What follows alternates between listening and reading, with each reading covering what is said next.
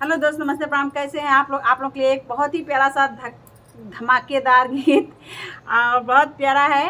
और इसे क्या बोलते हैं, झूमर गीत।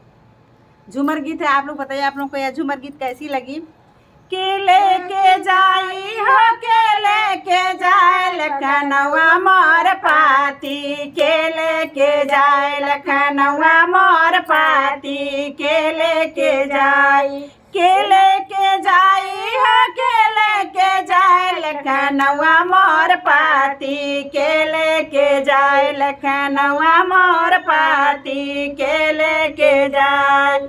सासु मोरे मारे ससुर गरिया में, सास मोरे मारे ससुर गरिया में, हाय राम कौनो विपतिया में साथी, के लेके जाए लखनऊआ मोर पाती, के लेके जाए लखनऊआ मोर पाती, के लेके जाए लखनऊआ मोर पाती, के लेके जाए। जेठ मोरे मारे जेठान गरिया में, जेठ मोरे मारे जेठान गरिया में, अरे काने विपतिया में के मोरा साथी, कौनो विपतिया में के मोरा साथी, के लेके जाए लखनऊआ मोर पाती, के लेके जाए लखनऊआ मोर पाती, के लेके जाए, के लेके जाई हो, के लेके जाए, के लेके जाई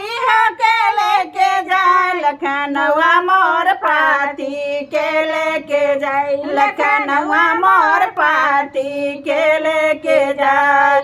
ननद मोरे मारे देवरा मोरे मारे, ननद मोरे मारे देवरा मोरे मारे, हाय राम कौनो विपतिया में साथी, हाय राम कौनो विपतिया में साथी, के लेके जाए लखनऊआ मोर पाती, के लेके जाए लखनऊआ मोर पाती, के लेके जाए। बहुत ही प्यारा सा, बहुत दर्द भरा गीत है। आप लोग सुनिएगा और नोकझोंक गीत है ये। आप लोग सुनिए और अपना आशीर्वाद प्यार दुलार दीजिएगा। जय माता दी।